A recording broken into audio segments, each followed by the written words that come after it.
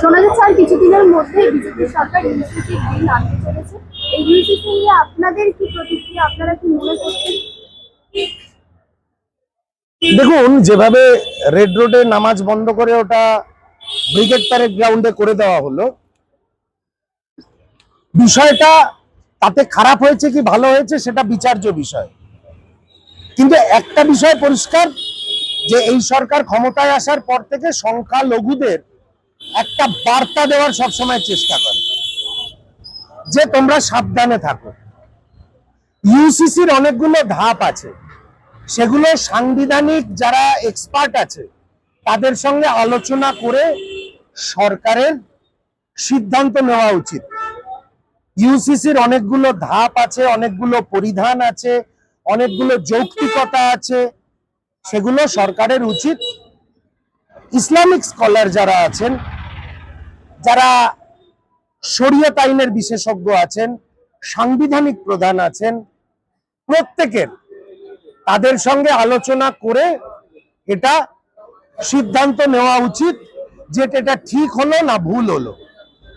কোনো সিদ্ধান্ত সরকার নিচ্ছে মানেই সেটা ভুল আমি বলবো না, কিন্তু আলোচনা এবং ব্যাখ্যার প্রয়োজন আছে।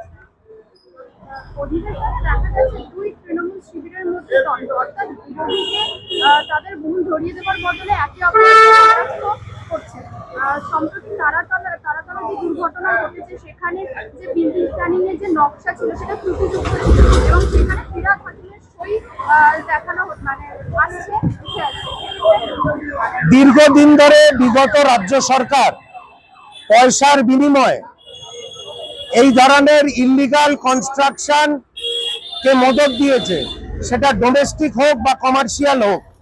তারই পরিণতি যে আজকে ববি হাকিমকে পুলিশ বারণ করছে, সামনাসামনি যাবেন না, ববি হাকিমকে বারণ করছে। এবং আমরা একটা কথাই বলতে চাই, আগামী দিনেও যে কনস্ট্রাকশন হবে, যে নির্মাণ হবে, রাজ্য সরকার এবং দায়িত্বপ্রাপ্ত যারা আছে তারা আলোচনা করে, টেকনিক্যাল এক্সপার্টদের সঙ্গে আলোচনা করে কোনো নির্মাণের পারমিশন দিক। তা না হলে কি হবে, যখন সরকার ক্ষমতার বাইরে চলে যাবে, এরকম প্রাক্তন মেয়রকে বারণ করতে হবে যে সামনে যাবেন না, অনেক পুলিশ আছে, সাধারণ মানুষ ক্ষিপ্ত হয়ে রয়েছে। এটা অত্যন্ত দুর্ভাগ্যজনক ববি হাকিমের জন্য আর বিগত 15 বছরের মমতা সরকারের জন্য। বিজেপির তরফে একটি পোস্ট এই মুহূর্তে ভাইরাল করা হচ্ছে, ওয়্যার ইজ রাহুল গান্ধী, মানে অর্থাৎ তাকে কোথাও টুরিস্ট হিসেবে সম্বোধন করছেন বিজেপি। না, বিজেপির খুব গায়ে লাগছে না এই যে কোটা আন্দোলন করছেন, যেটা নিয়ে আজকে সাংবাদিক সম্মেলন হলো, নিট কেলেঙ্কারি, এগুলো রাহুল গান্ধী তুলে ধরছেন এবং বিজেপি সমর্থক কিছু সংবাদ মাধ্যম এইসব প্রশ্ন করলেই তাদের মুখ ভার হয়ে যায়। তা সেই কারণে আমি বলছি, রাহুল গান্ধী ভারতবর্ষে আছেন, ভারতবর্ষের মানুষের মনের মণিকোঠায় রয়েছে। এর চেয়ে বেশি আর কোনো জবাব দেব না, চাইলেই খুঁজে পাওয়া যাবে। হ্যাঁ, বিজেপির ফান্ড নিয়ে আগে উত্তর দিতে বলুন, তারপর বিজেপি রাহুল গান্ধী বা এইসব আন্দোলনের ফান্ড নিয়ে প্রশ্ন তুলবেন।